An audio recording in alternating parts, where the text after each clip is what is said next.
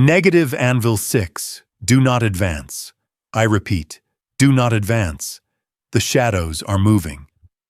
Watchtower, this is Anvil 6. Intel is solid. We have visuals on the VIP. He's waving us in. Stop seeing ghosts and maintain overwatch. Staff Sergeant Elena Vance pressed the receiver against her ear, the plastic hot from the sun. Through the scope of her M110 SAS, the magnification flattened the distance. She saw the VIP clearly. He was waving, but his eyes were wide, white-rimmed terror fixed on a point directly above the platoon's entry vector. Sir, look at his hands. He's not signaling, come here. He's signaling, get down. Vance, clear the comms. We are moving to secure. Keep your finger off the trigger unless you see a weapon. Vance shifted her aim. She didn't look at the VIP. She looked at the cliff face 500 meters opposite her perch. A glint, not a rock, a scope. Then another. And the subtle disturbance of dust where a mortar tube was being uncovered. 6, listen to me, Vance whispered, her voice dropping to a register that vibrated with dread. It's not an extraction, it's a funeral. Maintain discipline, Sergeant. That is a direct... Click. Vance cut the audio feed. She adjusted her windage knob. 3 clicks left, 2 clicks up. She wasn't aiming at the enemy sniper. She was aiming at the unstable rock shelf hanging directly above the enemy command post. Forgive me, she breathed. Boom. 24 hours earlier, forward operating base, restless. The air inside the V-22 Osprey smelled of hydraulic fluid and nervous sweat. It was a cocktail Staff Sergeant Elena Ghost Vance knew better than the scent of her own mother's perfume. She sat near the rear ramp, her body encased in a custom-modified ghillie suit that currently felt like a wool blanket wrapped around a furnace. 2 minutes! The crew chief screamed, holding up 2 fingers. Vance checked her weapon. The M110 SS, semi-automatic sniper system, was clean, the suppressor threaded tight. She ran a thumb over the optics covers. She wasn't part of the stick of Marines sitting across from her. They were Bravo platoon, the Hammers. Young, loud, and carrying enough testosterone to fuel a tank division. They looked at her with a mix of curiosity and disdain. A female sniper attached to an infantry unit was still a unicorn to these kids. A bad omen. Hey, Ghost! A corporal shouted over the rotor wash. You sure you can hike that heavy iron up the hill? We can carry your purse if you need. Vance didn't smile. She didn't blink. She just tapped the magazine well of her rifle. Focus on your sector, Corporal. If you miss a threat because you're looking at my ass, we both die. The ramp lowered, revealing the blinding white landscape of the coast border region. The heat hit them like a physical blow, sucking the moisture from their eyes instantly. Go, go, go! Vance didn't sprint with the main element. As Bravo platoon fanned out to secure the landing zone dust bowl, she peeled off to the left, heading for the jagged spine of the ridgeline. Her mission was separate: detach, ascend, observe. The climb was brutal. The elevation here was 6,000 feet, the air thin and dry. Every step sent a jolt of pain through her quads, the 50 pounds of gear threatening to pull her backward off the shale. She monitored her breathing, forcing a rhythm. In for 3, out for 3. Panic was the enemy. Heatstroke was the enemy. The Taliban was just the third thing in line. She reached the first crest line after 40 minutes of grueling ascent. Her heart hammered against her ribs, but her hands were steady as she deployed the bipod. She pulled the veil of her hood over her face, the burlap strips blending perfectly with the gray and brown rock. Watchtower in position, she whispered into the boom mic. Radio check. Solid copy, Watchtower. This is Anvil 6. Lieutenant Miller's voice crackled, clean but arrogant. We are moving to phase line Alpha. Keep your eyes open, Vance. Don't shoot any goats. Copy, Vance replied, ignoring the jab. She settled into the scope. The world narrowed to a circle of magnified, violent potential. She scanned the valley floor. It was a textbook choke point, a narrow road with high vertical walls on both sides. The intel said the village at the end was friendly, ready to hand over a warlord. Vance panned left. Rocks, scrub brush. Vance panned right. More rocks. A goat path. She paused. At the very edge of the ridge, about 300 meters from her position, there was a disturbance in the dust. It wasn't natural wind erosion. It was geometric. A perfect boot print, half erased by a hasty sweep of a branch. She crawled forward, ignoring the sharp shale digging into her elbows. She reached the spot. There, wedged between two boulders, was a cigarette butt. She picked it up. It wasn't the cheap local stuff. It was a filtered brand, popular in Pakistan. And when she rolled it between her gloved fingers, it was still warm. The skin on the back of her neck prickled, a primal warning system she had learned to trust more than any thermal optic. Anvil 6, this is Watchtower, she said, her voice dropping an octave. I have signs of recent military-age male presence on the high ground, Sector West. Estimated time of departure, less than 10 mics. Copy, Watchtower. Probably just a shepherd, Miller replied dismissively. We are pushing to the village. Vance looked down at the cigarette butt, then out at the silent, gaping maw of the canyon, where 30 Marines were currently walking in a neat column. The birds weren't singing. There were no goats bleating. It's not a shepherd, sir, she whispered to herself, chambering around. Shepherds don't smoke Marlboros. She adjusted her scope, dialing down the magnification to widen her field of view. The trap wasn't just set. The jaws were already closing. The radio hiss in Elena Vance's earpiece sounded like bacon frying, a constant low-grade static caused by the mineralization in the canyon walls. Through her Leupold Mark IV scope, the world was awash of beige and harsh shadows. The sun was directly overhead now, noon in the coast province, erasing depth perception and turning the rocks into flat, two-dimensional cutouts.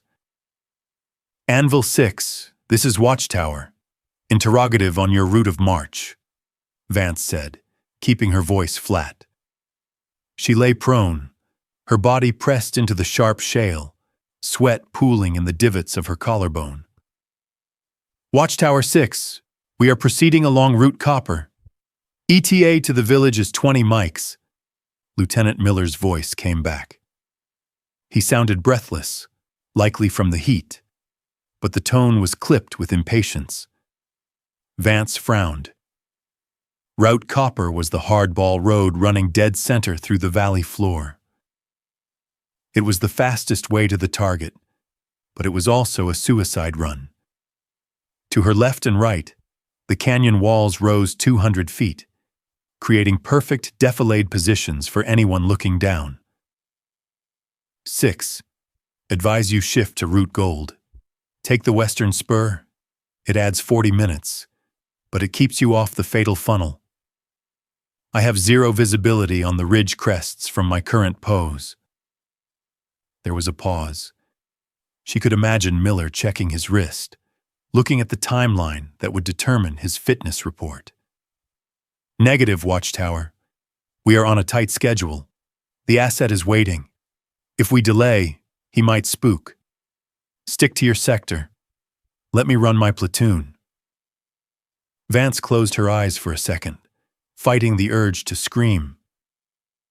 This was the burden of the sniper, seeing the board from above while the pieces on the ground moved with blind confidence. Miller was green, ROTC trained by the book, eager for a combat action ribbon. He saw a road, she saw a kill box. Copy 6. Proceed with caution, she replied, the words tasting like ash. She shifted her focus to the village at the end of the valley, Argandab. It was a cluster of mud brick compounds surrounded by low walls. Usually, at this time of day, a village like this would be buzzing with low-level activity. Women hanging laundry, elders sitting in the shade, goats grazing on the scrub. Through the heat mirage, the shimmering distortion that made distant objects ripple like water, Vance saw nothing. It was a ghost town. 6, hold up, Vance said, breaking protocol. I'm looking at the objective. I have zero pattern of life. No livestock, no civilians. Windows are shuttered. Intelligence said the village is sympathetic, Vance. They're probably inside avoiding the heat, Miller retorted. Stop jumping at shadows. Sir, respectfully, nobody hides their goats from the sun. The animals are gone. That means they were moved. We have our orders. We secure the defector. End of discussion. Anvil element. Pick up the pace. Vance watched helplessly as the 30 Marines of Bravo platoon trudged forward. They were spread out in a staggering column, 5 meters between each man, standard dispersion. But against a coordinated L-shaped ambush, 5 meters wouldn't matter. She traversed her rifle scope back to the village entrance, scanning the windows again. The rules of engagement, ROE, were burned into her brain. Do not fire unless fired upon or facing an imminent threat with positive identification, PID. A feeling wasn't PID. A lack of goats wasn't PID. She couldn't pull the trigger on a hunch. Then, movement. At the very edge of the village, near a dried-up well, a small figure darted out from behind a wall. Vance dialed up the magnification. It was a boy, maybe 7 or 8 years old, wearing a faded blue tunic. He ran to the center of the road, directly in the path where the Marines would arrive in 10 minutes. He stopped.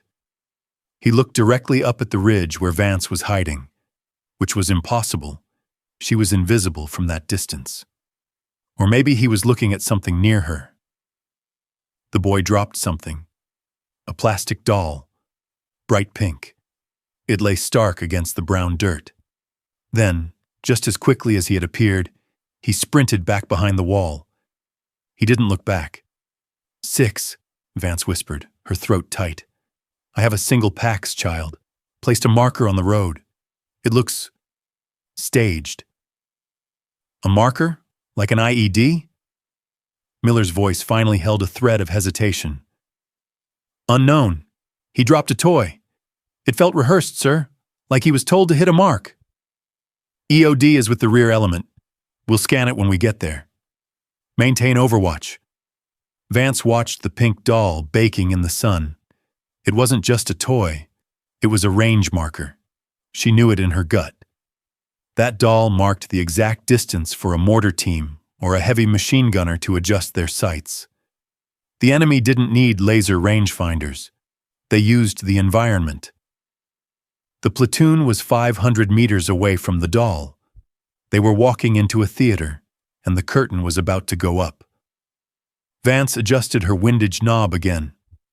The wind was picking up, blowing dust down the valley.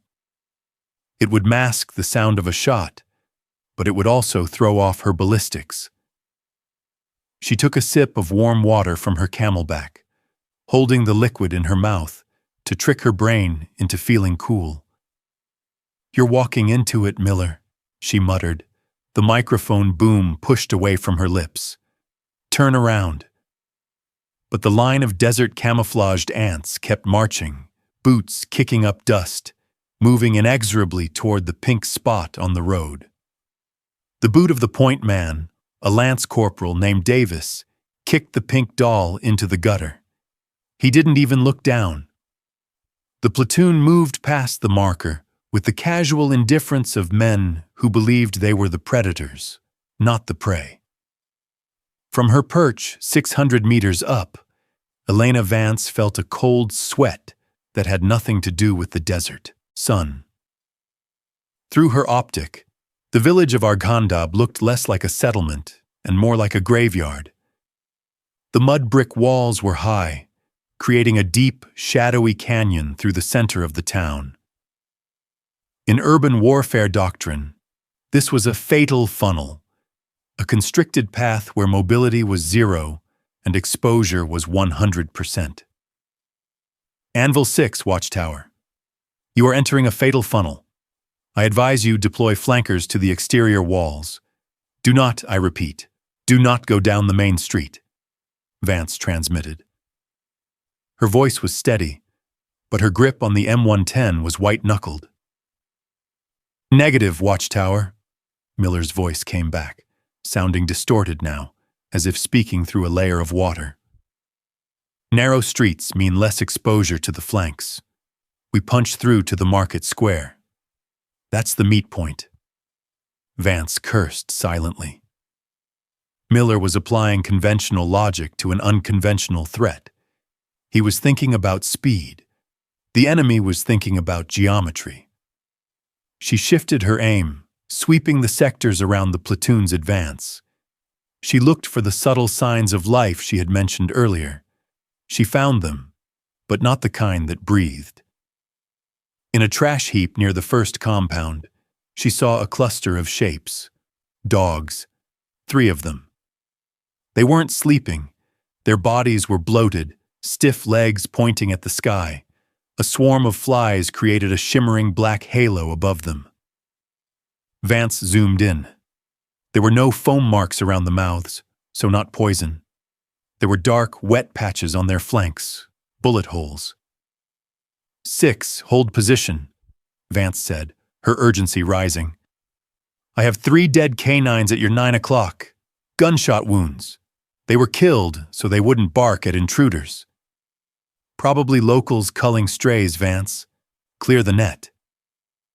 Sir, locals don't waste ammo on strays. They throw rocks. Someone silenced the alarms. Miller didn't respond. The platoon kept walking. They were 50 meters into the funnel now. The high walls cast long shadows over them, swallowing the Marines into the dark. Vance's eyes darted frantically across the terrain. If the dogs were dead, the ambushers were close. She scanned the road surface ahead of the lead vehicle, a Humvee bringing up the rear of the foot patrol. The dirt was packed hard, indistinguishable from the rest of the track. Then, a gust of wind, the precursor to the afternoon thermal shift, whipped down the valley floor. It lifted the top layer of loose dust on the road, just 10 meters in front of Corporal Davis. For a fraction of a second, the sun glinted off something that shouldn't have been there. Copper. A thin, lacquered wire ran perpendicular to the road, disappearing under the mud wall of the nearest compound. It wasn't just a tripwire, it was a command line. And where the wire crossed the road, the earth was slightly raised, a pressure plate or a buried 150mm artillery shell. It was a daisy chain. One explosion would trigger a secondary, then a third, ripping the entire column apart from front to rear. The air in Vance's lungs turned to ice. They were seconds away. Halt! She screamed into the mic, abandoning all radio discipline. Break! Break! Break! Anvil 6! Stop! IED front! Wire in the road! Stop! She waited for the frantic shuffle of boots, the shouting of orders, the sudden freeze of the platoon. Nothing happened. Davis kept walking. Miller kept checking his map. The Humvee engine droned on. Vance stared at the radio receiver on her chest.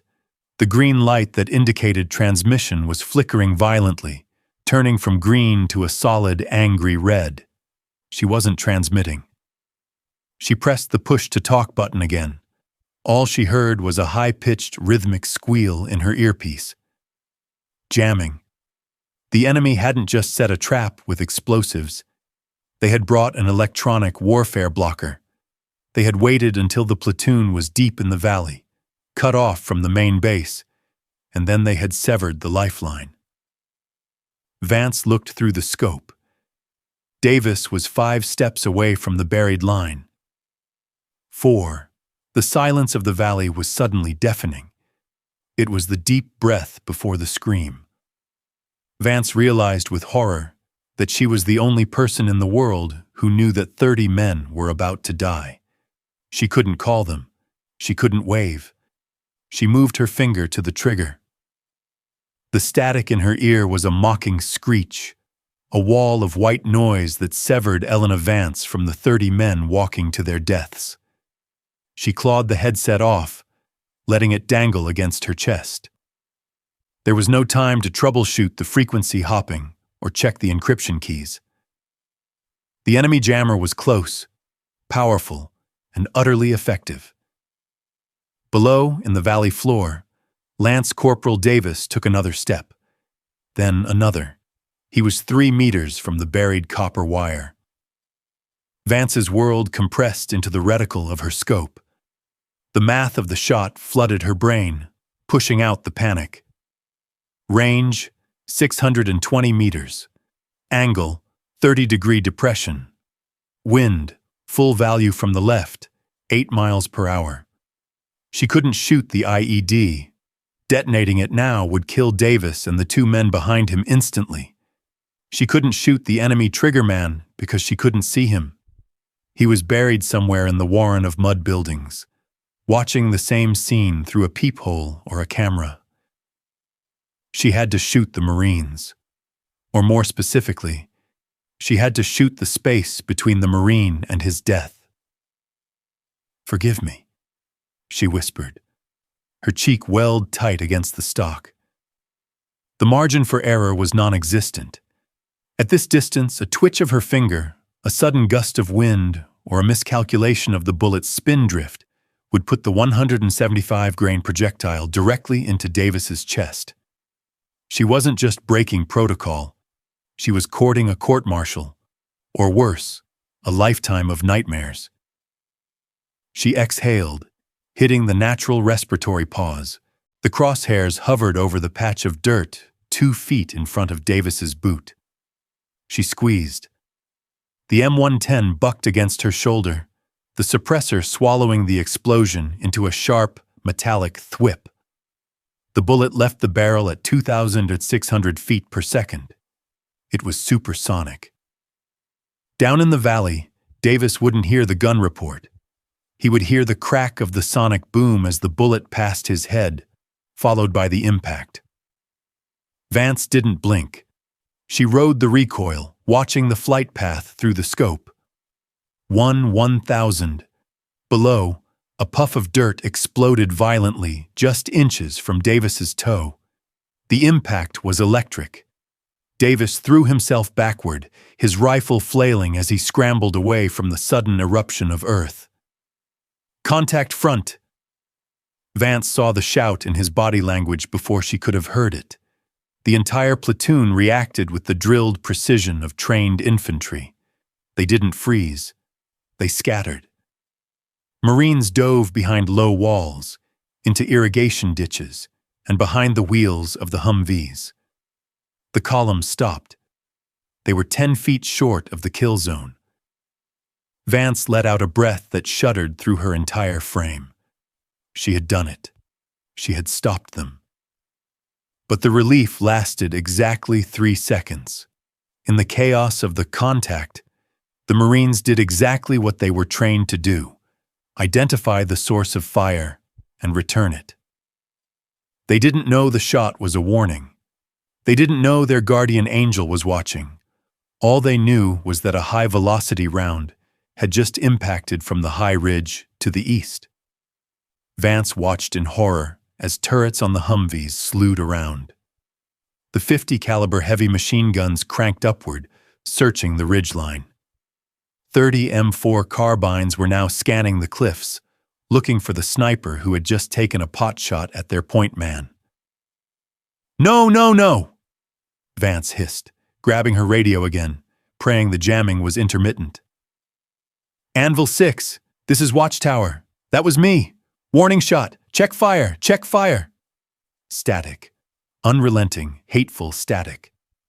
Down below, Lieutenant Miller was shouting something, pointing a finger toward the cliff face, directly toward her position. He had triangulated the shot. Vance realized the grim irony of her position. She had saved them from the trap, but in doing so, she had convinced them that she was the enemy. And now she was staring down the barrel of her own platoon's heavy weapons. She scrambled backward, dragging her rifle just as the valley floor erupted. Thump, thump, thump, thump. The Mk-19 grenade launcher on the lead Humvee opened up. High-explosive dual-purpose rounds arced through the air, seeking the ridgeline. Vance curled into a ball behind a slab of granite just as the world around her disintegrated. The explosions walked up the cliff face, shattering rock and sending razor-sharp shale flying like shrapnel. The concussions punched the air from her lungs. She was pinned down by her own team, and while the Marines were busy suppressing the enemy sniper on the ridge, the real enemy, hidden in the village, smiled. The Marines had stopped moving, yes, but now they were stationary.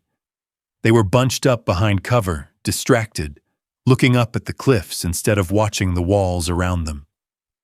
The trap hadn't failed. It had just changed shape. From the minaret in the center of the village, a green flare shot up into the sky, cutting through the dust of the grenade explosions. It wasn't a signal for prayer. The green flare hung in the sky for a heartbeat, a sickly neon star against the midday sun, before it burned out. For that single second, the firing from the Marines slackened, a collective pause of confusion as 30 pairs of eyes shifted from the ridgeline back down to the valley floor. Then the world ended. It didn't start with a single shot. It started with a wall of noise. The western cliff face, previously silent and barren, erupted in a synchronized, violent spasm. 6 RPG-7 warheads streaked out from concealed spider holes simultaneously, their rocket motors leaving corkscrew trails of gray smoke. Vance watched from her high perch, helpless to intervene, as the rockets crossed the valley floor.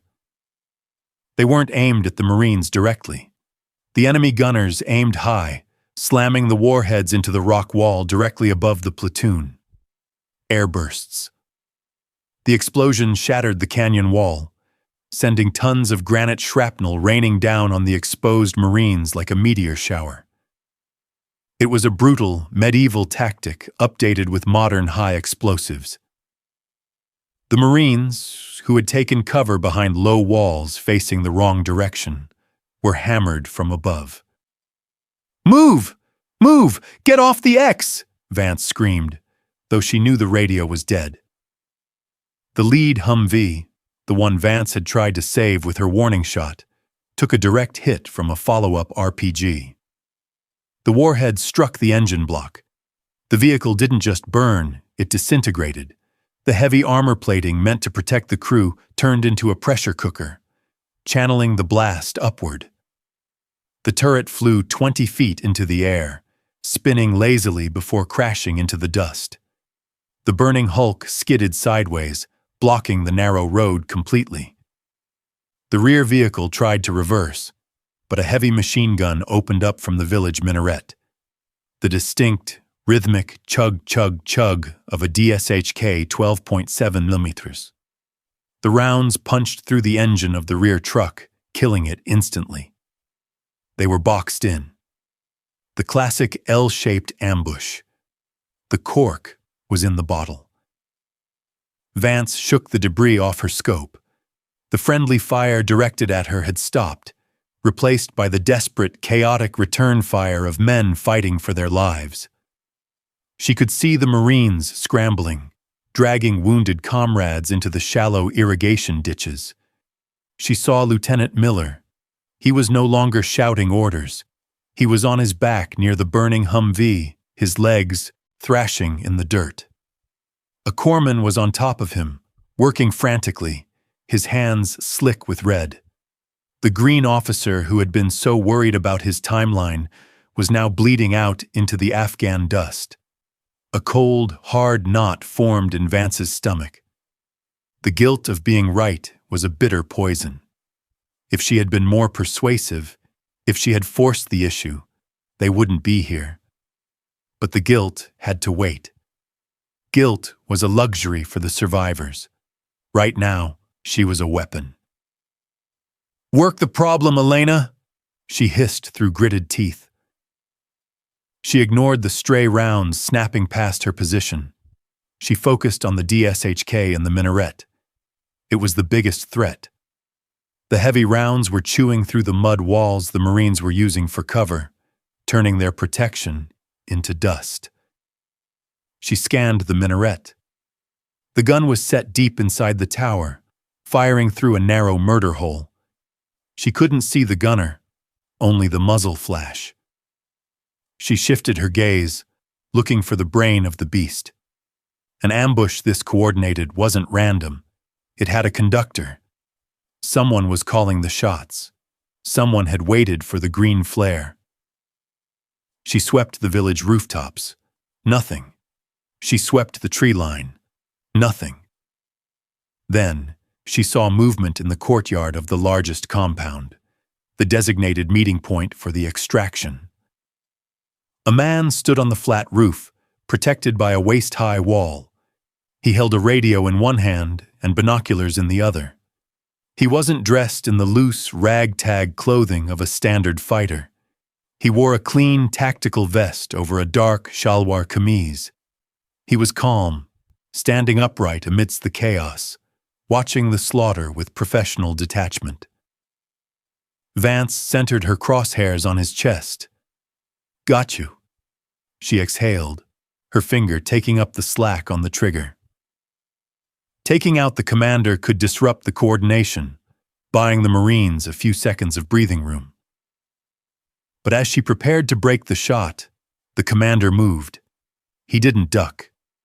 He stepped aside, dragging a figure up from the floor of the roof. Vance froze.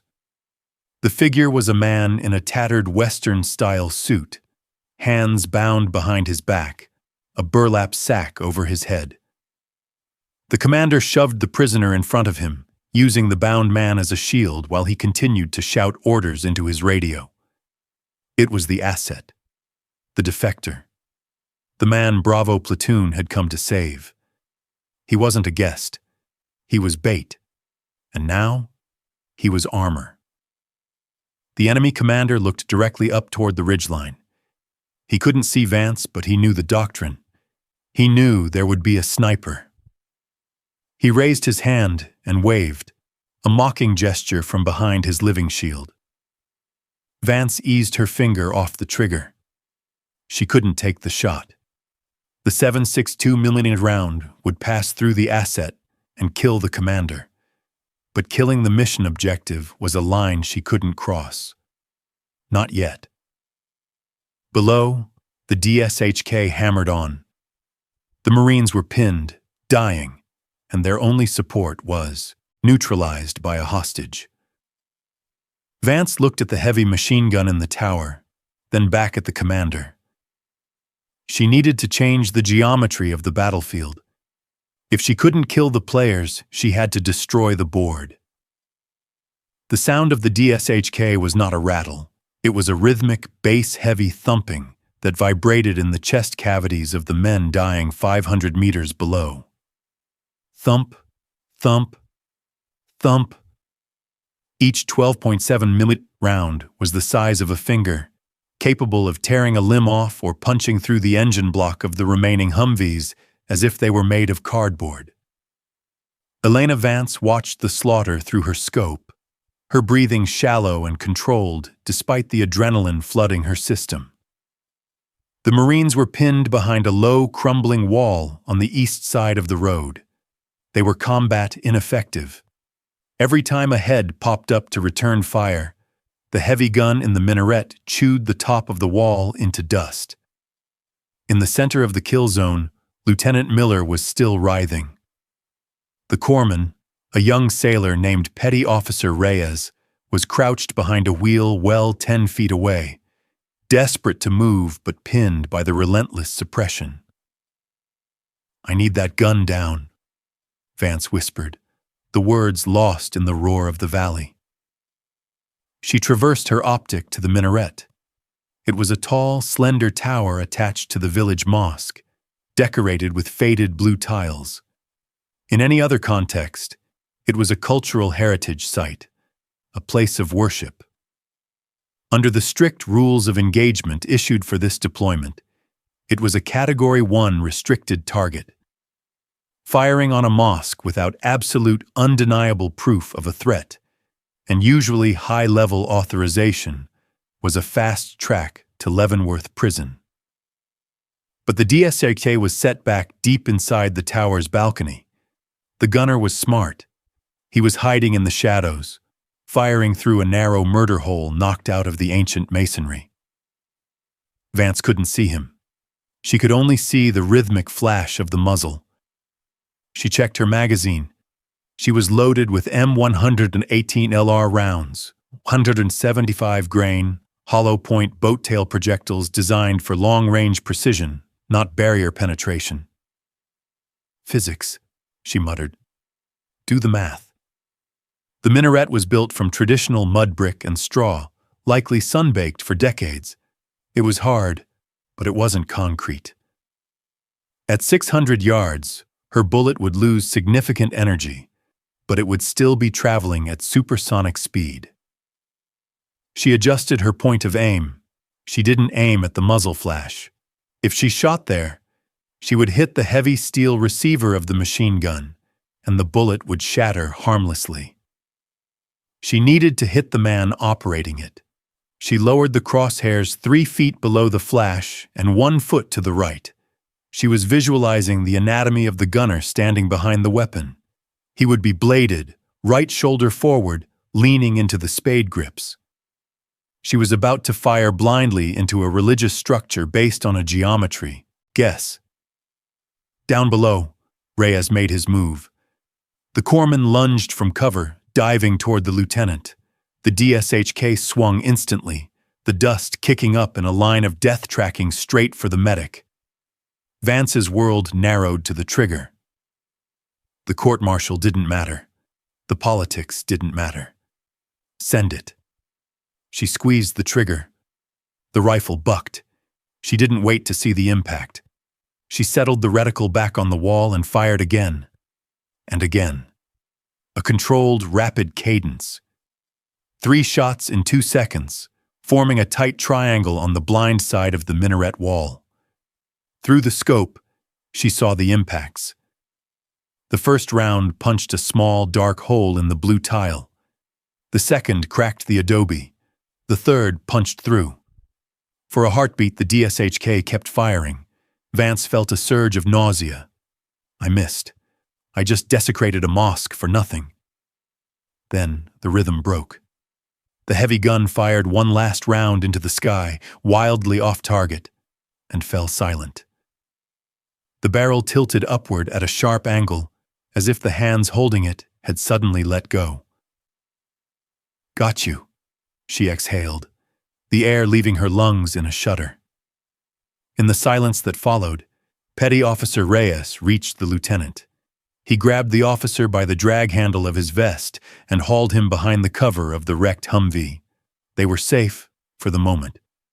Vance pulled her eye away from the scope to blink away the sweat stinging her vision. She reached for her canteen. She had violated the ROE, exposed her position with 3 rapid shots, and likely saved 2 lives. It was a fair trade. Crack. A rock 6 inches from her face exploded into powder. The sound of the shot arrived a fraction of a second later. A sharp, high-pitched whip crack that echoed off the canyon walls. It was distinct from the heavy chug of the DSHK or the rattle of AK-47s. It was a single, precise note. Vance froze. That wasn't suppressive fire. That was a solution. She instinctively rolled to her right, abandoning her primary firing position, just as a second round slammed into the spot where her chest had been a second ago. The bullet struck the shale with enough force to send stone shards slicing into her cheek. She scrambled into the depression of a dried runoff channel, heart hammering against her ribs. She pressed herself into the dirt, tasting blood and dust. She had been looking for the enemy commander. She had been looking for the machine guns. But she had forgotten the first rule of the sniper. When you hunt, you're also being hunted. The cigarette butt she had found earlier. The clean boot print. The enemy sniper was still there. He had watched her fire. He had seen her muzzle flash against the shadow of the ridge. And unlike the spray and pray conscripts in the valley, this shooter didn't miss by accident. He was walking his shots in. Vance checked her rifle. The optics were covered in dust, but intact. She was pinned. If she raised her head, she died. If she stayed here, she was useless to the Marines below. The hunter had become the prey. The rock Vance was hiding behind was granite, about 2 feet thick, but it felt like paper. Every 3 seconds, another round slammed into the other side, chipping away the stone and spraying her with razor-sharp fragments. Snap, crack, snap, crack. The rhythm was professional. The enemy sniper wasn't firing wildly. He was suppressing her, keeping her head down while he, or a spotter, maneuvered for a kill shot. Vance pressed her face into the dirt, her mind racing through the geometry of the ridge. She was in a shallow depression, a natural heavy wash from the rains. To her left was an open exposure of 50 meters. To her right, a jagged spine of boulders leading higher up the mountain. Right was the only option, but the gap between her current cover and the next rock was 6 feet. 2 seconds of exposure. "You're good," she whispered, wiping blood from a shallow cut on her cheek where a stone chip had sliced her. "But you're impatient." She unclipped her helmet. It was a calculated risk. Ballistic helmets were heavy and awkward, and right now speed was more valuable than armor. She stripped the burlap scrim off the helmet cover, the camouflage material meant to break up the outline, and draped it over the muzzle of her M110. She waited for the next shot. Snap. Vance counted.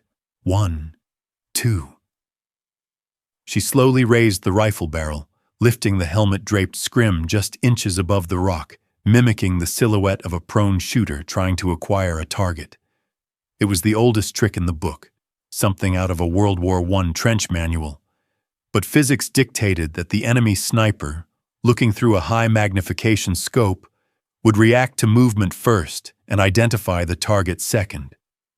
Crack. The helmet jerked violently, spun off the rifle barrel, and clattered into the dirt. A clean hole was punched through the Kevlar, dead center. "Now!" Vance exploded from her cover. She didn't crawl, she sprinted, driving her legs with every ounce of hysterical strength she possessed. She dove across the gap, her body fully extended, hitting the dirt behind the spine of boulders just as 2 more rounds bit into the ground where her feet had been a microsecond before. She rolled, coming up into a crouch, and kept moving. The shoot and scoot doctrine usually implied firing a shot and then moving calmly. This was just running for her life. She scrambled up the scree, her boots sliding on the loose rocks, lungs burning in the thin mountain air. She needed to break the line of sight completely. The enemy shooter was likely positioned on the opposing ridge, across the valley gap, a distance of maybe 800 meters. At that range, flight time was significant. If she kept moving erratically, she was a hard target. But as she crested a small rise, A new sound cut through the air. Zip. A bullet passed inches from her ear, coming from a different angle. From above. Vance threw herself sideways, realizing with a jolt of terror that there wasn't just one sniper. There was a team. They had a spotter positioned higher up the peak, pushing her into a trap. They were herding her like a wild goat. She scrambled blindly toward a dark fissure in the rock face, a shadow that promised deep cover. She didn't check her footing. She just leapt. Her right boot landed on a patch of unstable shale. The ground simply gave way. Vance fell. It wasn't a long fall, maybe 10 feet, but she hit the bottom hard. Her right leg twisted beneath her with a sickening crunch of cartilage, and her head slammed against stone. The world went white, then gray, then slowly resolved back into focus. She gasped, the air rushing back into her bruised lungs. The pain in her ankle was a hot, throbbing wire running up her shin. She bit her lip to keep from screaming, tasting the metallic tang of blood again. Status, she choked out to herself. Check status. Rifle, still in hand. Optics dusty but glass unbroken. Body, bruised, ankle sprained, maybe fractured, bleeding from the face. Position, deeply compromised. She looked up. She was in a crevice, a natural fault line in the mountain. The opening above was a narrow slit of blue sky. The enemy snipers couldn't see her down here unless they stood directly over the hole. She sat up, groaning, and reached for her canteen. That's when she noticed the air. It was cooler here, and there was a smell.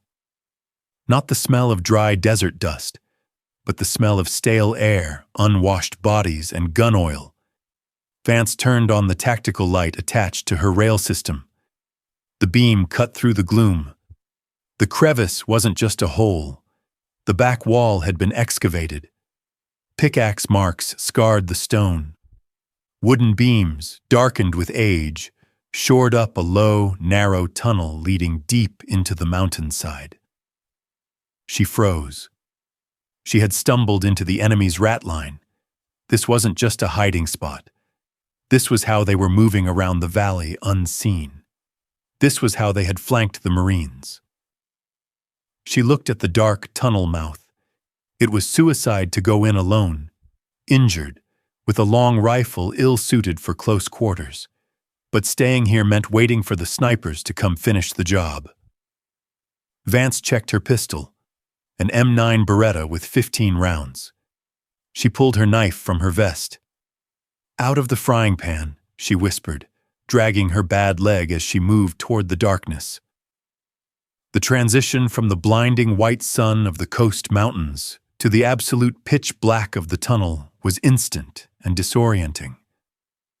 Elena Vance leaned against the rough-hewn rock wall, waiting for her eyes to adjust, but they didn't. This wasn't shadow.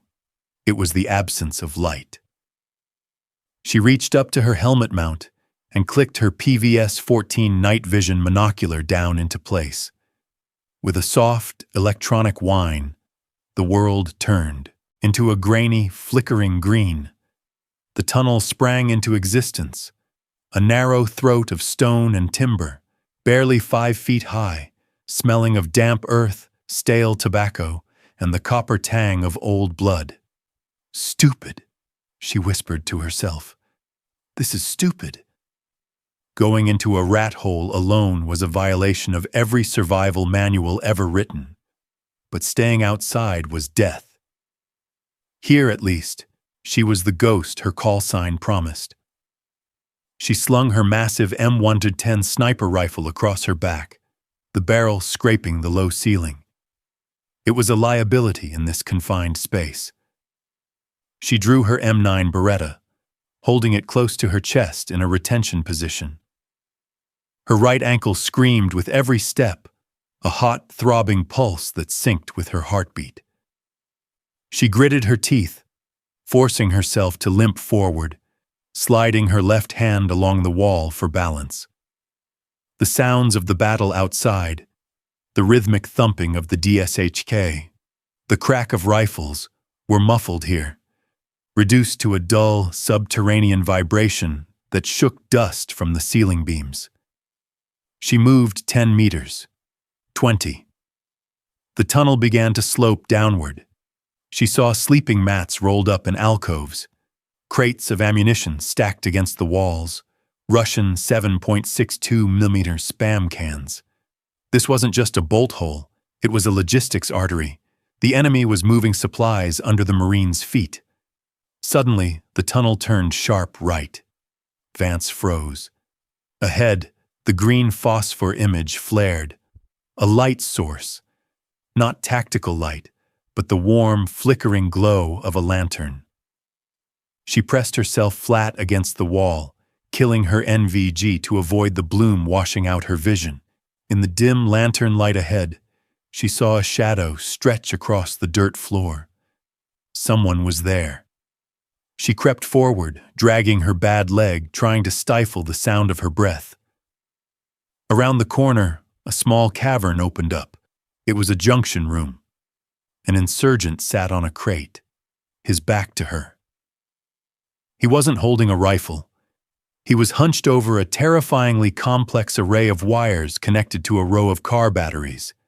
He wore headphones, one ear cup off, listening to something. Vance realized with a jolt what she was looking at. This wasn't a supply clerk. This was the trigger man. The wires running from his console snaked up into the ceiling and vanished into the rock, leading, presumably, to the IEDs buried all along the valley floor. He was waiting for the command to blow the rest of the platoon to hell. Vance stepped out of the shadows. She couldn't shoot him. The gunshot would be deafening in this space. And more importantly, if he slumped forward onto the detonator board, he might trigger the explosives. She holstered her pistol. She pulled the K-bar knife from her vest. She closed the distance. 3 steps. 2. Her injured ankle buckled slightly on a loose stone. Crunch. The insurgent spun around, faster than she expected. His eyes went wide with shock, seeing a creature in a ghillie suit emerging from the dark like a swamp monster. He didn't reach for his AK-47 leaning against the wall. He reached for a knife on his belt. Vance lunged. She didn't have the weight advantage, and with a bad leg, she didn't have the leverage. She slammed into him, driving him back against the wall. He was strong, wiry, and smelling of fear and sweat. He grabbed her wrist, halting the downward arc of her knife inches from his neck. They grappled in the flickering lantern light. It was ugly, desperate violence.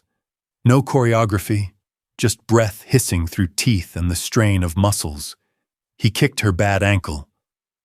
Vance cried out, vision graying from the pain. Her knee gave way, and they crashed to the dirt floor. He rolled on top of her, his hand clamping around her throat, squeezing the air shut. His other hand fumbled for a rock on the ground. This was the intimacy of war the pilots and generals never saw. It was the smell of his breath, the grit in his fingernails digging into her skin. Vance couldn't breathe. The black edges of unconsciousness were creeping in. She couldn't overpower him.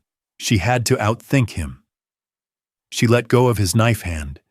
He thought she was surrendering. As he raised the rock to crush her skull, she drove her thumb deep into his eye socket, not a poke, but a gouge, putting all her fading strength into the soft tissue. He screamed, a guttural wet sound, and recoiled, his grip on her throat loosening for a fraction of a second. That was all she needed. Vance bucked her hips, throwing him off balance. She grabbed the rock he had dropped and swung it back in a brutal, frantic arc. Thud. He went limp.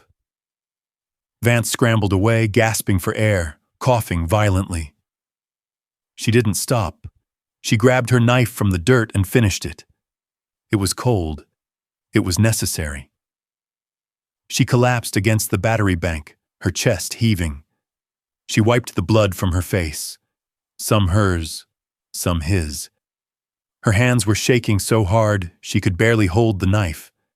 Sniping was math. This was murder. But looking at the wires connected to the batteries, the guilt evaporated. She traced the lines: yellow, red, blue. They were labeled in crude marker. Bridge. Road. Gate! The ambush wasn't over. The enemy was just waiting for the Marines to retreat or advance into the secondary kill zones. The lieutenant had unknowingly stopped the platoon right before the road charge. Vance looked at the dead man, then at the wires. "You wanted to blow them up," she whispered, her voice rasping from the bruising on her throat. "Let's see what happens when we change the wiring." She didn't cut the wires. Cutting them would just disarm the traps. She needed a weapon. She needed to turn the valley against the men hunting her friends. She reached for the pair of wire strippers on the dead man's crate. She was going to reroute the circuit. When the enemy commander called for the bridge to blow, he was going to get a surprise on the ridgeline instead. Elena Vance emerged from the tunnel mouth, like a diver surfacing for air, gasping as the heat of the afternoon sun hit her face. The darkness of the tunnel had been a tomb, but the light outside was a furnace.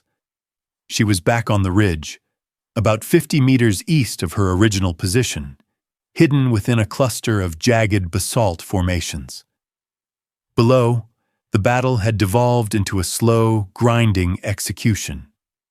Through her scope, she saw that the Marines were no longer fighting as a unit. They were fragmented pockets of desperate resistance. The DSHK in the minaret, though silenced briefly by her earlier shots, was active again. Someone had replaced the dead gunner. The heavy rounds were pulverizing the cover where Corporal Davis and the survivors of First Squad were huddled. They were being flanked. Enemy fighters were moving through the irrigation ditches, closing the distance for a final grenade assault. Vance checked her watch. It had been 40 minutes since the first shot. KAS, close air support, was still 10 minutes out, assuming the radio jammer hadn't blocked the request entirely. 10 minutes was a lifetime. They didn't have 10 minutes. They had maybe 2. Vance looked at the detonator box she had ripped from the tunnel wall. It was a crude device, a nest of copper wires and a battery pack. She had reconfigured the leads, splicing the bridge circuit into the ridge demolition charges she had identified on the map in the tunnel. The enemy had rigged the cliffs to blow on top of the Marines. She had set it to blow the cliffs under the enemy flankers, but she couldn't trigger it yet. The enemy fighters were too spread out. She needed them to bunch up. She needed them to look away from the Marines. She needed to be the bait. "Judas goat," she whispered, the term tasting bitter. In the slaughterhouses back home, a Judas goat was trained to lead the sheep into the killing floor, stepping aside at the last moment while the herd went to their deaths. Today, she was the goat, and the Taliban were the wolves she had to lure into the trap. She slung her rifle and began to climb. She didn't stay low. She didn't stick to the shadows. She scrambled up the highest, most distinct rock spire on the ridgeline, a thumb of granite that jutted out against the skyline like a jagged tooth. Her leg screamed in protest, the sprained ankle swelling tight against her boot leather. She ignored it. Pain was just information. She reached the summit of the spire. She was completely exposed. To the enemy below, she was a silhouette against the sun. Vance reached into her vest and pulled out an M18 smoke grenade. She inspected the canister. Red smoke. In military signaling, red usually meant enemy location or imminent airstrike. It commanded attention. It screamed, "Look here!" She pulled the pin. The spoon pinged off the rock. She didn't throw it. She held it. Hiss! A thick, violent plume of crimson smoke erupted from her hand, billowing out around her, staining the blue sky like a fresh arterial wound. The wind caught it, swirling the red fog around her body, turning her into a mythical, demonic figure standing high above the carnage. "Hey!" she screamed, her voice cracking with the strain. She waved her arms through the smoke. "Up here! Come and get it!" The effect was instantaneous and magnetic. Down in the valley, the firing slackened. It defied tactical logic, but human instinct was powerful. The enemy fighters saw the red smoke, the arrogance of it, the challenge of it. They saw the sniper who had killed their gunner. They saw a woman standing on a rock, daring them to kill her. The DSHK gunner in the minaret swung his barrel upward. The RPG teams in the ditches shifted their aim. The riflemen stopped suppressing the Marines and turned their sights to the ridge. "That's it," Vance murmured, standing firm in the center of the red cloud. "Look at me. Ignore them. Look at me." She dropped the grenade at her feet and raised her rifle. She wasn't aiming to kill. She was waiting for the muzzle flashes. She needed them to commit. Thump, thump, thump. The heavy machine gun opened up. The rounds impacted the rock spire with the force of jackhammers, sending stone chips flying. The air around Vance snapped with the passage of supersonic lead. An RPG whooshed past her, missing by feet, detonating on the cliff face behind her. The concussion nearly knocked her off the perch. "Ghost to Anvil!" she shouted into her dead radio, praying someone could hear her through the interference. "Shift fire! Move now! I have their eyes!" In the valley, the Marines didn't need a radio to understand what was happening. They saw the red smoke. They saw the enemy turn. "Go! Go! Go!" someone screamed below. The Marines surged forward, breaking from their pinned positions, utilizing the precious seconds of distraction Vance had bought with her life. Vance knelt in the red fog, debris raining down on her. The rock beneath her was disintegrating under the concentrated fire of 100 guns. She wasn't the hunter anymore. She was the target. She was the X on the map. She reached for the detonator box she had placed on the rock next to her. The enemy flankers were moving up the slope toward her, drawn by the smoke, clustering together to claim the kill. "Come a little closer," she hissed, blood running from her nose where the concussion had ruptured a vessel. "Just a little closer." The air around the rock spire was no longer air. It was a slurry of lead, copper, and granite dust. Elena Vance curled into the smallest possible shape behind the jagged cover, her body vibrating with every impact. The DSHK rounds from the minaret were chewing the top of her spire to pieces, turning her high ground into a crumbling tomb. But she wasn't looking at the minaret. She was looking down the slope to her left. The enemy flankers, about 20, fighters who had been moving through the wadis to outflank the Marines, had taken the bait. Seeing the red smoke and the lone sniper, they had abandoned their cover and were scrambling up the scree slope, baying for blood. They were clustered together, moving with the reckless aggression of men who believed the battle was already won. They were 300 meters away. 200. Vance watched them over the rim of the rock. Her vision was blurring, a side effect of the concussion from the RPG near miss.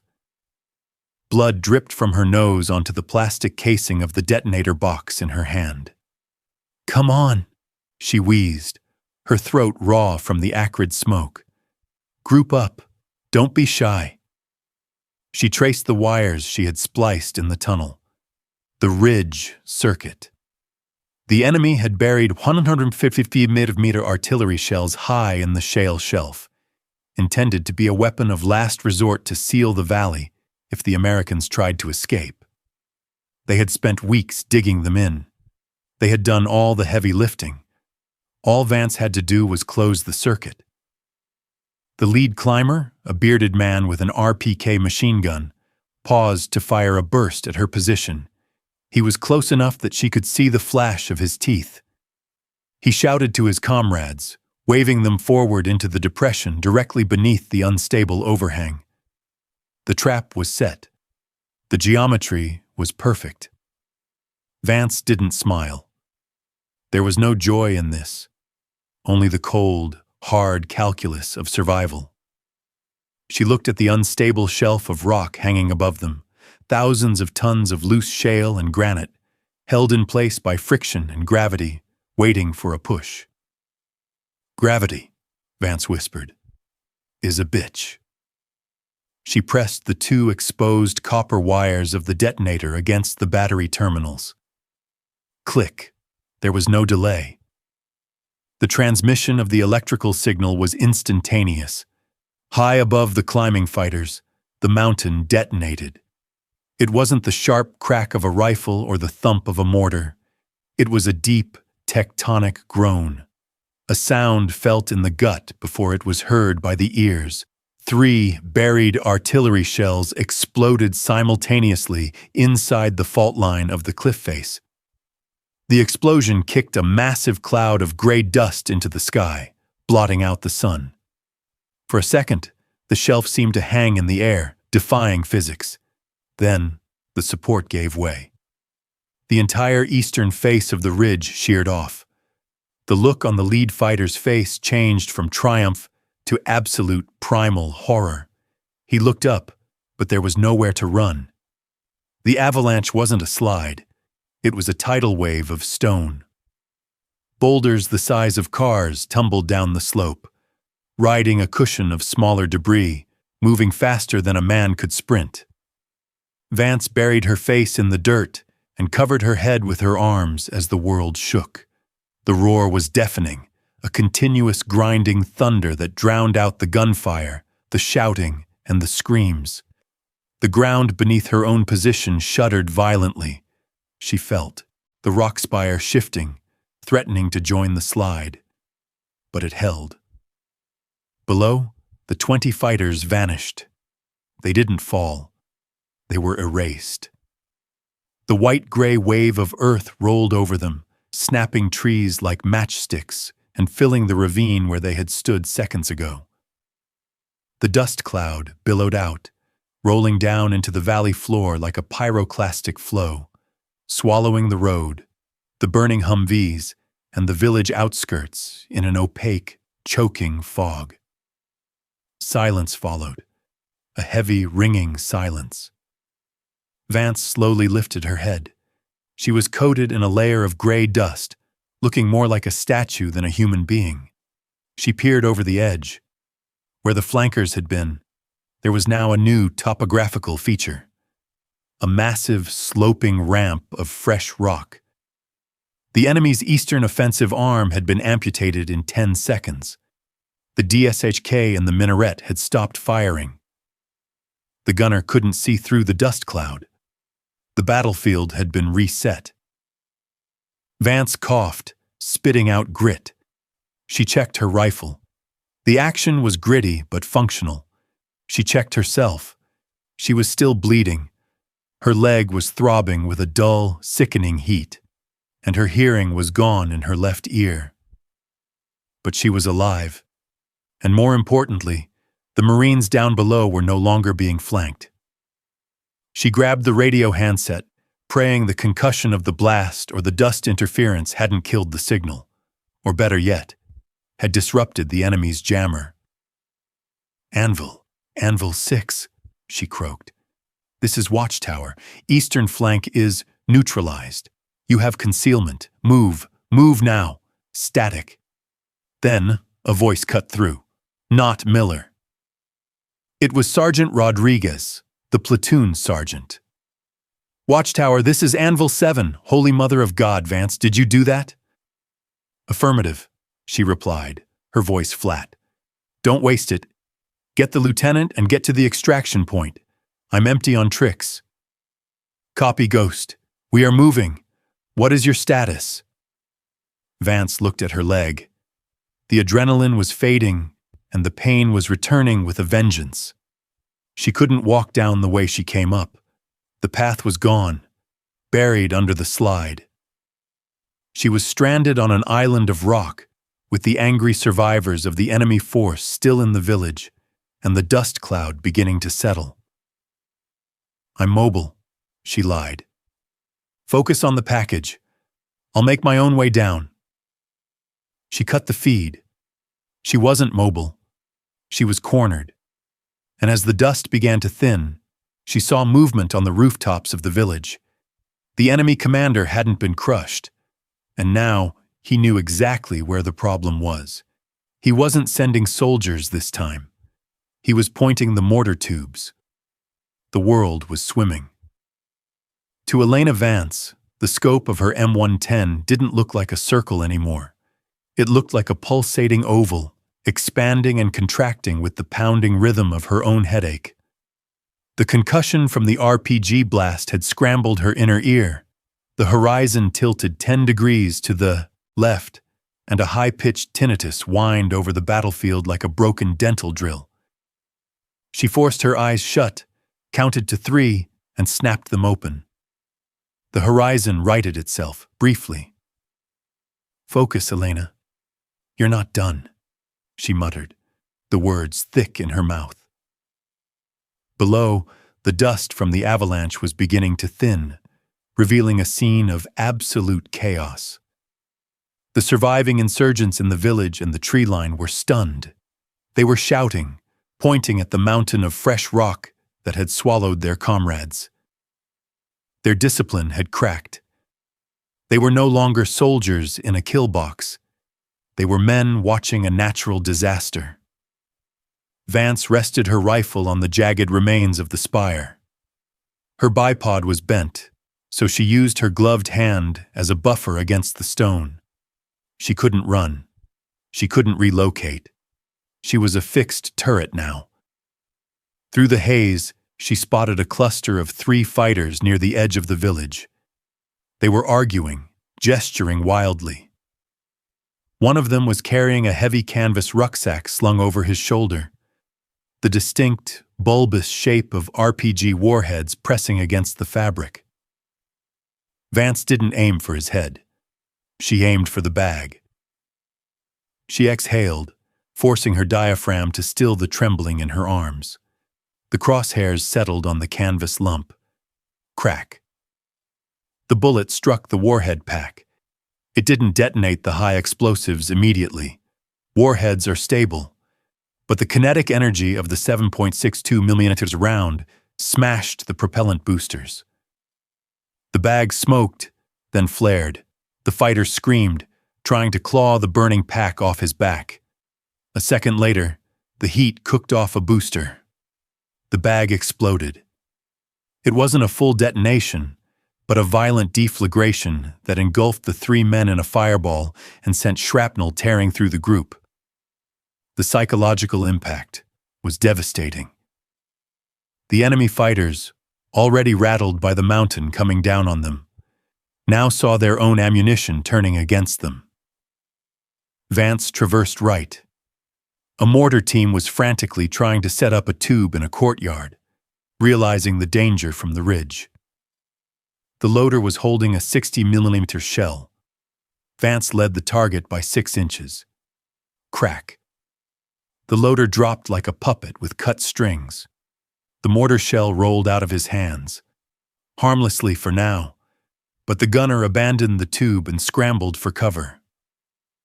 "Suppressed," she whispered. She was working mechanically now, a disconnect between her mind and her hands. She wasn't killing people.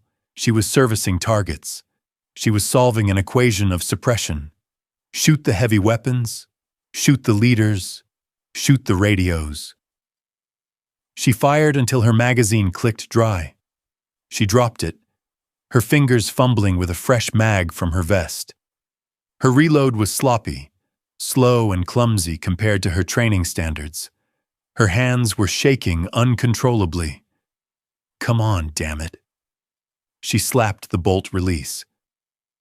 Down in the valley, the momentum shifted. The Marines of Bravo platoon, sensing the enemy's confusion, stopped cowering.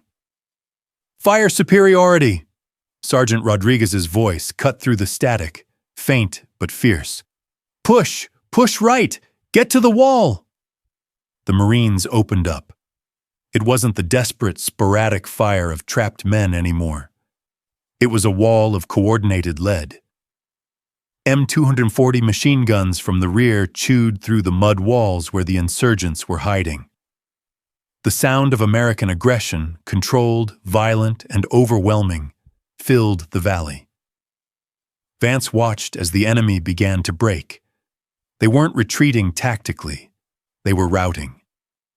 The massacre she had started with the landslide was being finished by the grunts on the ground. She took one last shot at a fighter trying to reach the abandoned DSHK in the minaret. He slumped over the railing. Then, the adrenaline crash hit her like a physical blow. The rifle felt like it weighed 100 pounds. Her vision grayed out at the edges, narrowing to a pinhole. She slumped back against the cold rock, gasping for air that felt too thin to sustain her. She had cleared the path. The trap was broken. But she was still up here, alone, with a broken leg and a brain that was slowly shutting down. And then she heard it. A low, menacing rumble in the sky, growing louder, vibrating in her chest. CAS. Close air support. The cavalry had arrived, but in her concussed state, Vance realized with a jolt of terror that she had no way to mark the enemy positions for the pilots. And from the air, through the smoke and dust, a Marine on a ridge looked a lot like a Taliban fighter on a ridge. The sound of salvation was ugly. It wasn't a choir of angels. It was the high bypass whine of General Electric TF-34 turbofans screaming at low altitude. Elena Vance looked up, blinking through the grit in her eyes. 2 A-10C Thunderbolt 2s, Warthogs, banked hard against the stark blue sky, their dark silhouettes resembling prehistoric birds of prey. They were circling the kill box, hunting, but down in the valley, the situation was a mess. The avalanche dust, combined with the red smoke and the burning Humvees, had created a gray soup that obscured the valley floor. The Marines of Bravo platoon were perilously close to the enemy positions, less than 50 meters in some sectors. This was danger close by every definition of the manual. Vance grabbed her radio handset, her fingers slick with blood. "Hog 1-1, this is Watchtower," she rasped. "You have friendlies on the deck. Do not engage the ridge, I repeat. Do not engage the ridge." Silence. She checked the unit. The display was dead. A piece of shrapnel or rock from the earlier mortar blast had cracked the casing, severing the battery connection. She was transmitting to no one. She could hear the pilots, though.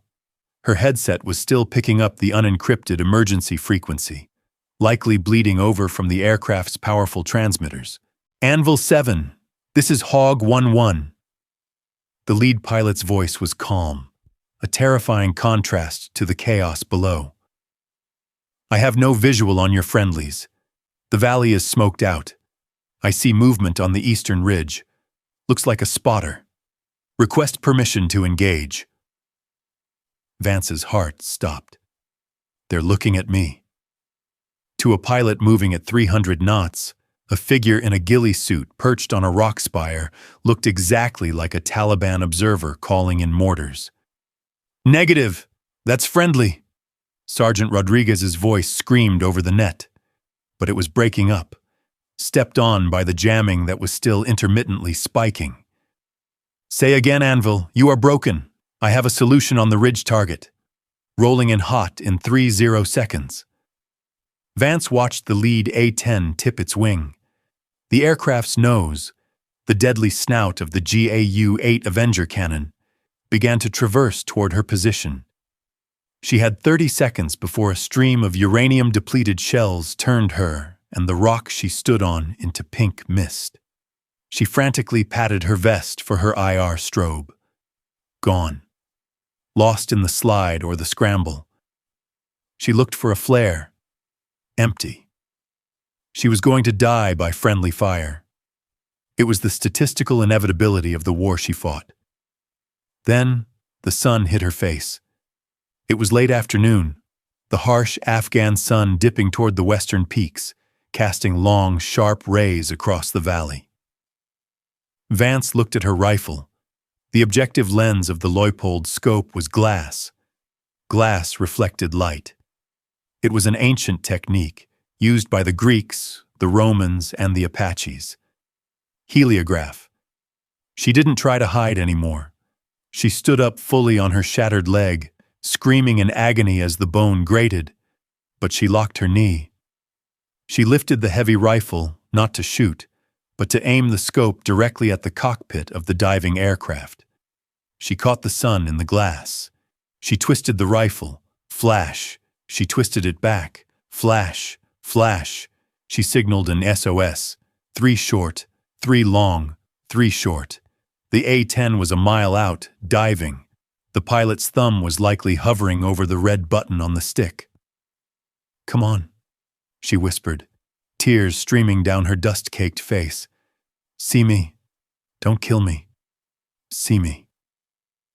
In the cockpit of Hog 1-1, Captain David's sledge-hammer saw a rhythmic, piercing glint of light from the ridge. It wasn't the random sparkle of quartz. It was deliberate. It was code. "Abort! Abort! Run!" the pilot shouted. "I have a visual signal on the ridge. That's a friendly. That's a strobe."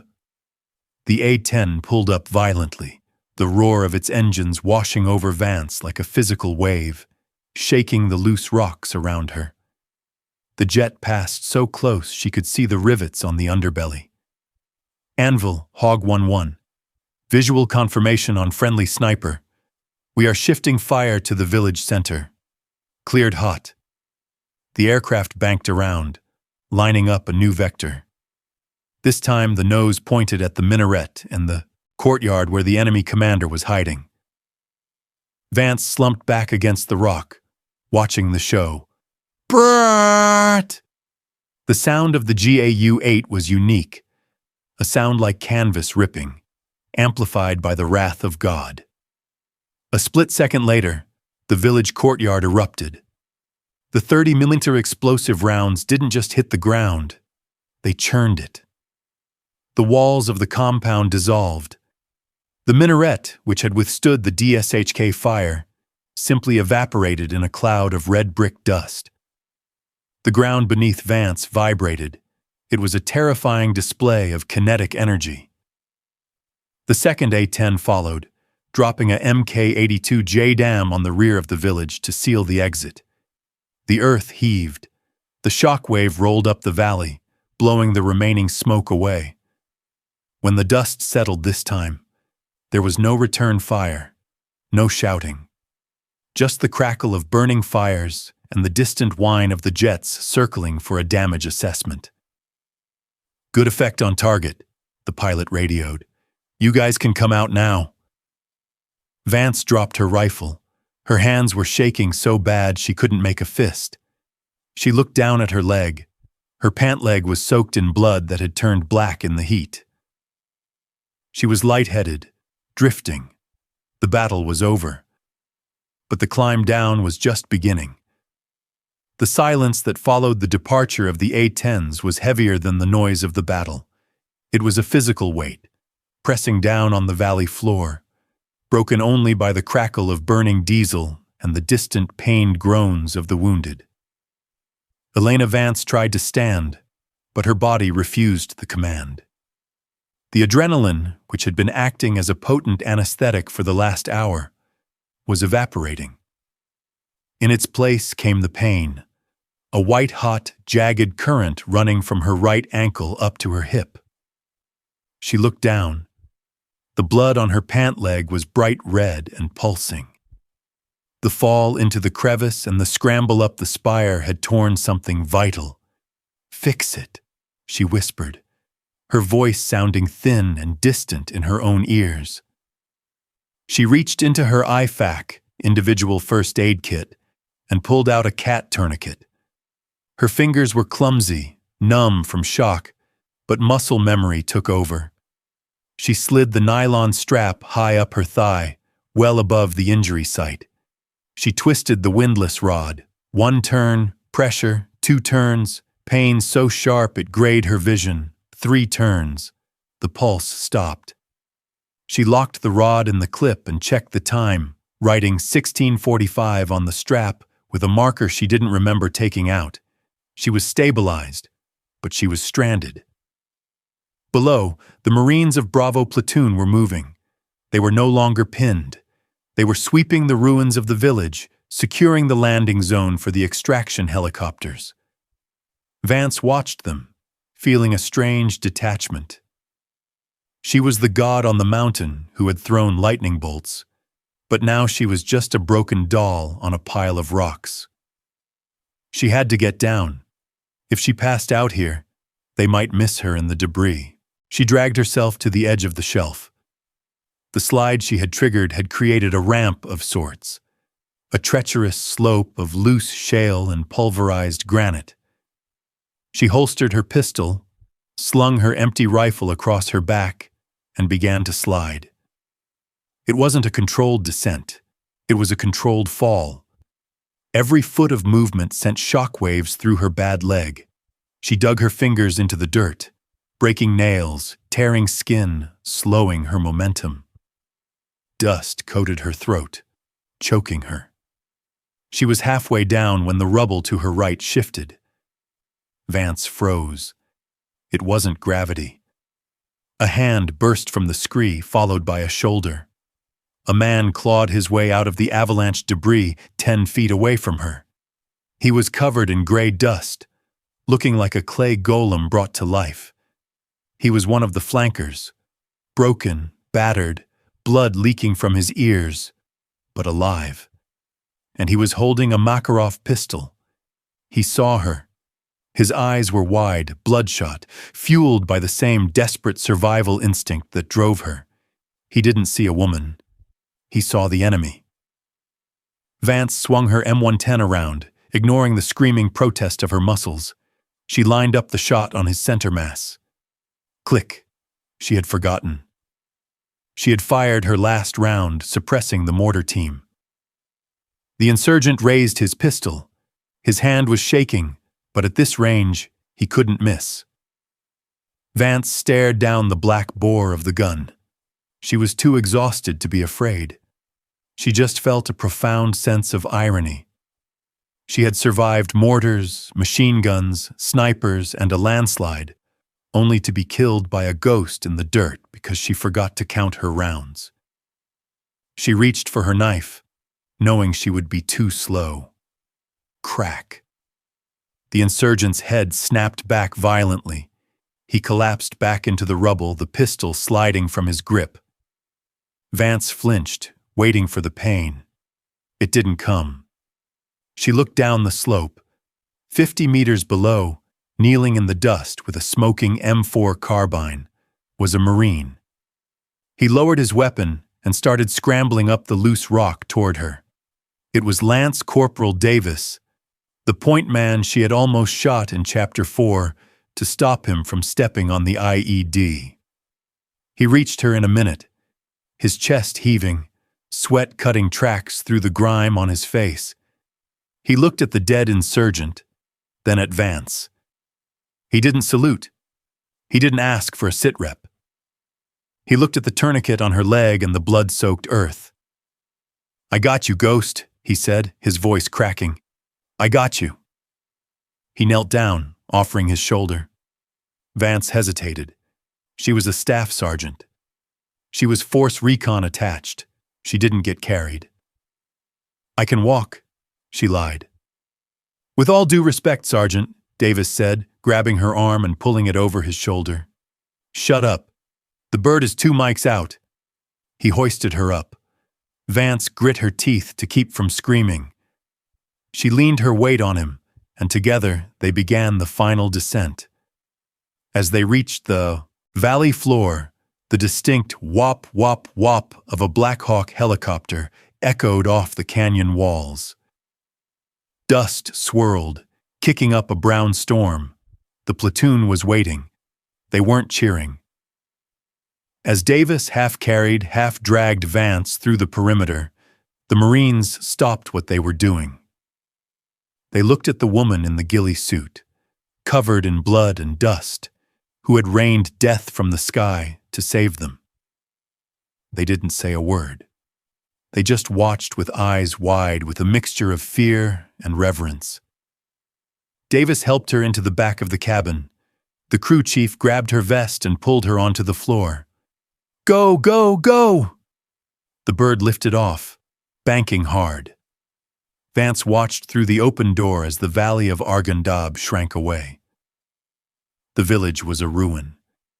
The ridge was scarred. The trap had been sprung, and they had broken the jaws. She leaned her head back against the vibrating metal wall, and finally, for the first time in 6 hours, closed her eyes. The room smelled of pine disinfectant and air conditioning, a sharp chemical scent that was jarringly artificial after 48 hours of breathing dust and cordite.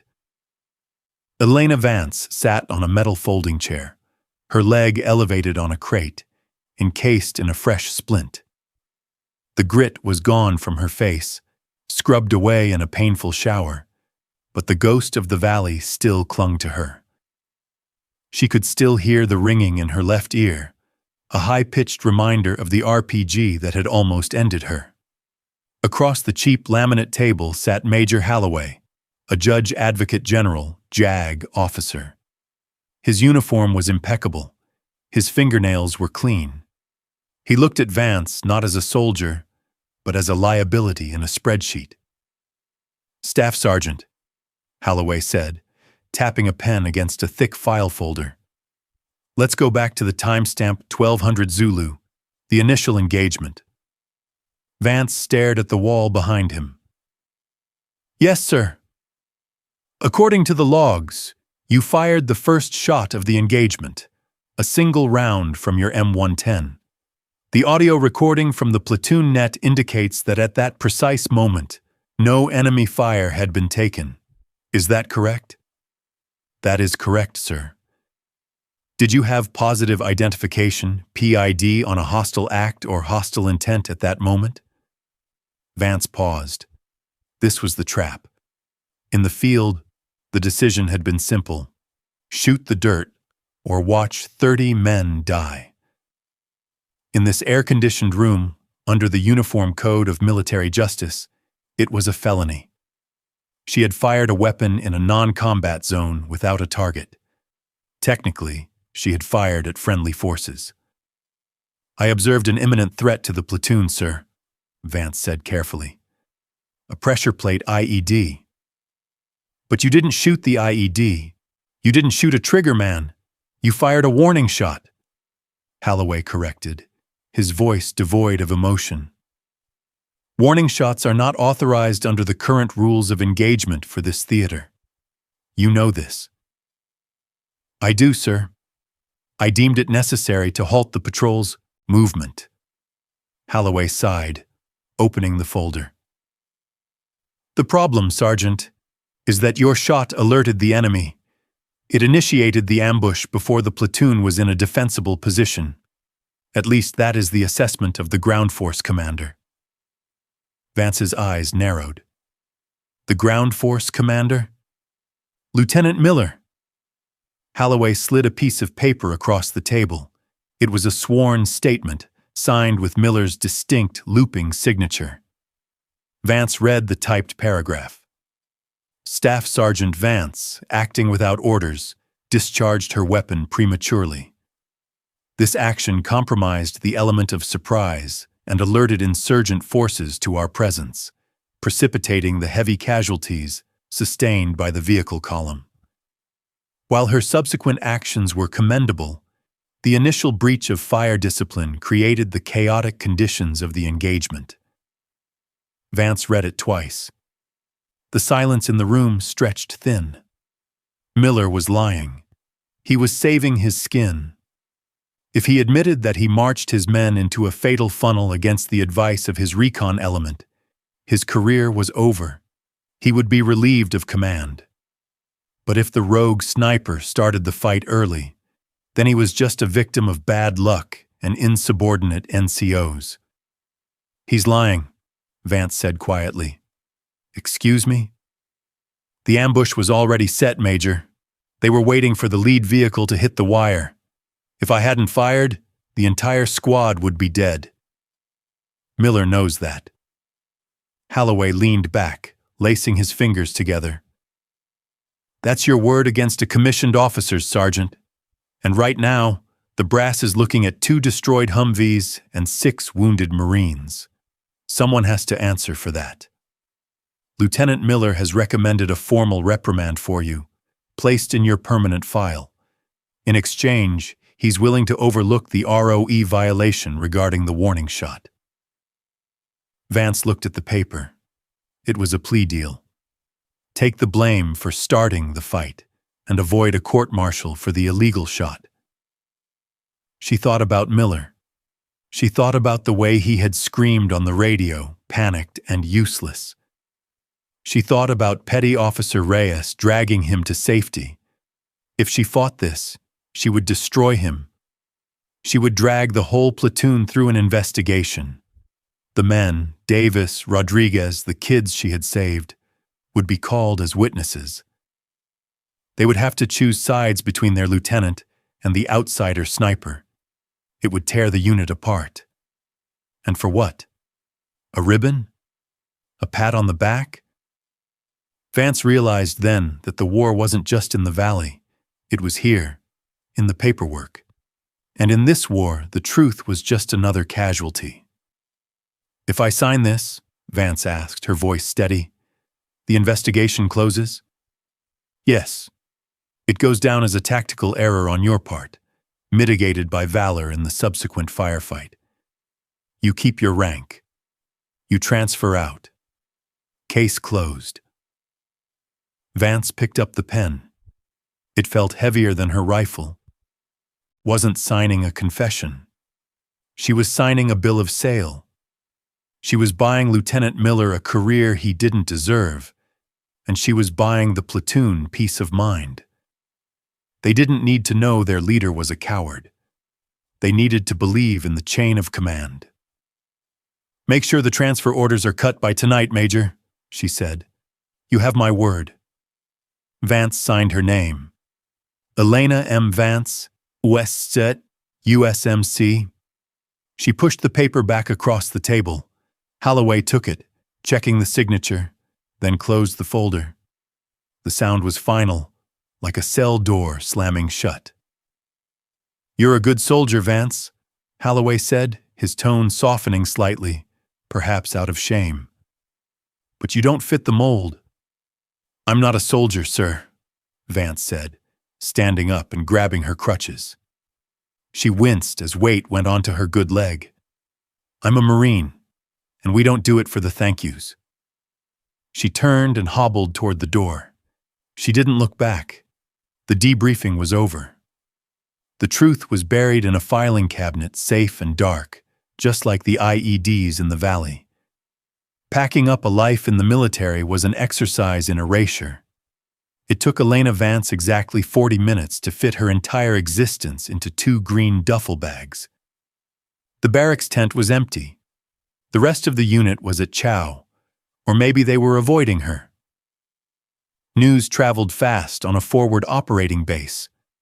By now, the official story would be circulating. The sniper screwed up, the lieutenant saved the day, and Vance was being rotated out to avoid unit cohesion issues. She folded her ghillie suit carefully. The burlap was still stained with the red dust of the Arghandab Valley.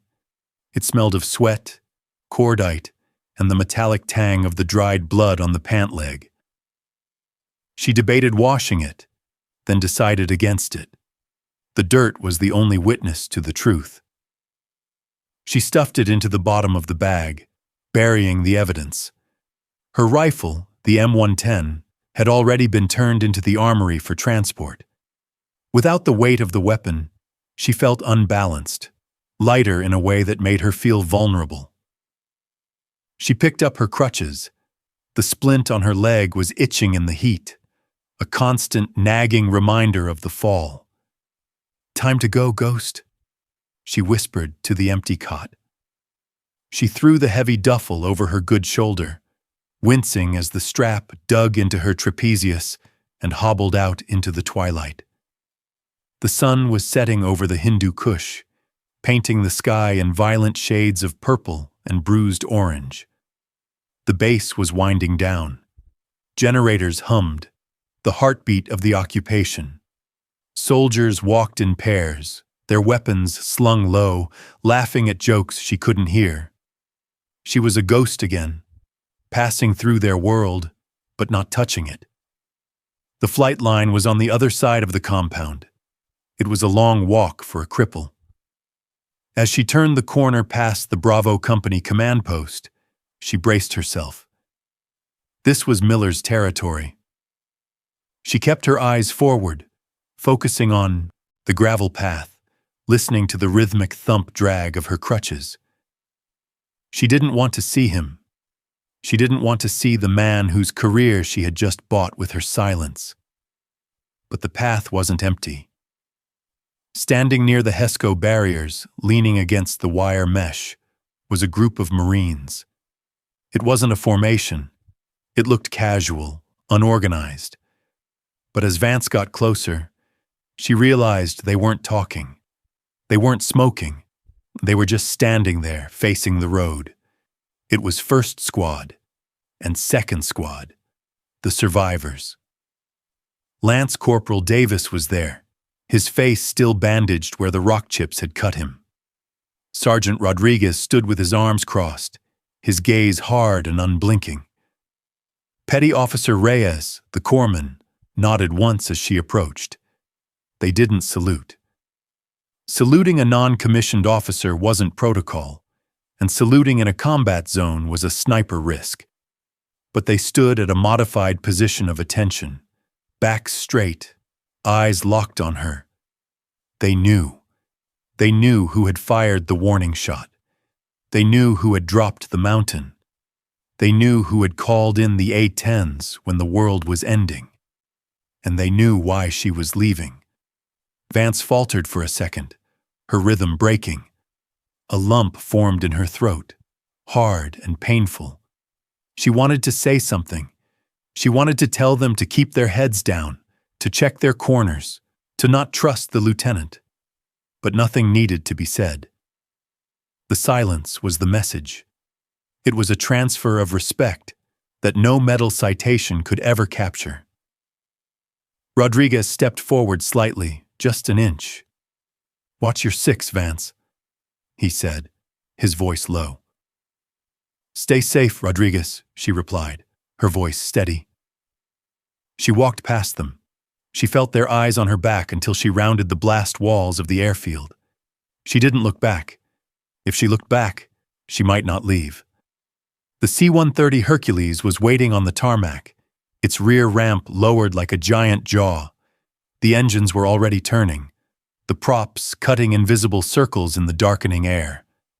The smell of JP-8 fuel washed over her, the perfume of departure. She handed her paperwork to the loadmaster, a tired-looking Air Force sergeant who barely looked at her. "Manifest says you're a medical transfer?" he shouted over the engines. "Something like that," Vance shouted back. "Take a seat on the web, strap in. It's going to be a bumpy ride out. We're doing a tactical ascent." Vance limped up the ramp and found a space on the red nylon webbing seats. She was surrounded by cargo pallets and a few other soldiers rotating home. They looked excited, talking about beers and girlfriends. Vance leaned her head back against the vibrating fuselage. She closed her eyes. The ramp hissed and closed, sealing out the Afghan night. The light inside turned to a dim red combat glow. The engines roared, pitching up in frequency as the pilot pushed the throttles forward. The plane lurched, gathering speed. Vance felt the familiar compression of gravity as the wheels left the ground. They were climbing steeply, corkscrewing up to avoid ground fire. She thought about the valley, the silence of the canyon, the weight of the trigger, the decision to become the target. She wasn't a hero. Heroes got parades. Heroes got written about in books with happy endings. She was something else. She was the mechanism that kept the machine running. She was the friction that stopped the slide. She reached into her pocket and pulled out a small, jagged piece of gray granite she had picked up from the rubble before the helicopter arrived. A piece of the mountain she had moved. She rolled it between her fingers, feeling the sharp edges. The plane leveled off. The hum of the engine settled into a steady drone. Vance slipped the stone back into her pocket and adjusted her splint. One down. She whispered to the red darkness. She would heal. She would requalify. And they would send her to another valley with another green lieutenant and another impossible choice. And she would make it again because someone had to watch the shadows.